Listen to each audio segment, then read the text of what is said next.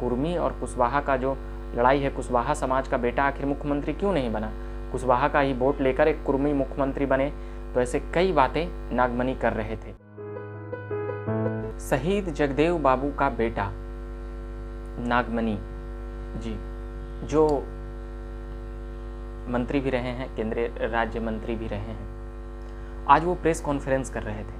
उन्होंने कई बातें बोली। उन्होंने कहा कि मेरे पिताजी के दिए हुए फल को नीतीश कुमार और लालू प्रसाद ने पूरी तरह से भुनाया है, और उसे कह सकते हैं कि एक तरह से अगर मेरे पिताजी ने राजनीतिक लड़ाई इतनी बड़ी परिवर्तन की अगर नहीं लड़ी होती तो न लालू प्रसाद सत्ता में आते और न नीतीश कुमार आज मुख्यमंत्री होते। वो बातें वह इसलिए कह रहे थे, उनका कहना था, पहले तो बता देता हूँ कि वह कुशवाहा समाज से आते हैं, और उन्होंने यह कहते हुए कहा कि उपेंद्र कुशवाहा को जिस प्रकार से कुशवाहा समाज ने नेता माना, मगर उन्होंने गद्दारी की है, धोखेबाजी की है नीतीश कुमार से मिल करके।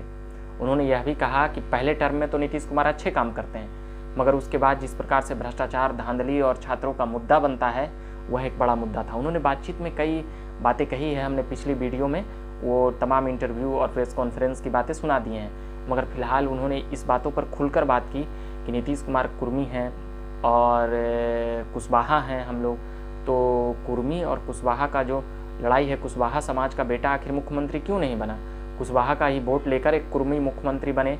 तो ऐसे कई बातें नागमणि कर रहे थे। और उन्होंने यह भी कहा, पूर्व केंद्रीय मंत्री नागमणि ने, कि नीतीश कुमार एक तरह से कुशवाहा समाज को धोखा दे रहे हैं और गद्दारी कर रहे हैं। उपेंद्र कुशवाहा पर भी कई बातें उन्होंने कहा कि उपेंद्र कुशवाहा लालची और मौकापरस्त नेता हैं, यह उनका कहना था। प्रेस कॉन्फ्रेंस के दौरान तो नीतीश कुमार के ऊपर इतना आवेग में चले गए कि कुछ शब्द ऐसे कह दिए जो हम नहीं दोहराना चाहेंगे। उसके बाद फिर बात आती है कि जगदेव बाबू का सही हकदार, उन्होंने कहा कि मैं हूं, और नवंबर में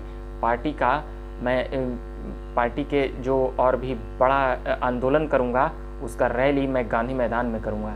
तो कुर्मी और कुशवाहा की बातों पर वह फोकस कर रहे थे कि कुर्मी की आबादी कम है हमसे, ऐसी कई बातें वहाँ पर और भी नेताएं कर रहे थे। तो क्या सचमुच में नीतीश कुमार कुशवाहा समाज को ठग रहे हैं या ठगे हैं?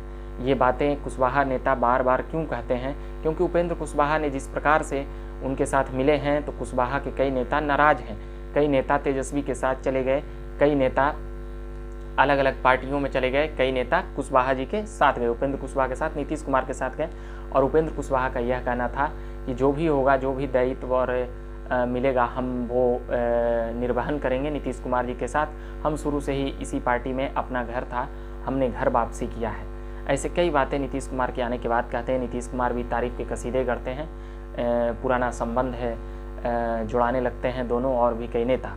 तो कुशवाहा और कुर्मी का जो कई लोग मेल समझ रहे हैं, वो नागमणि ने आज प्रेस कॉन्फ्रेंस करके उन सब तमाम बातों पर से खुलासा किया है।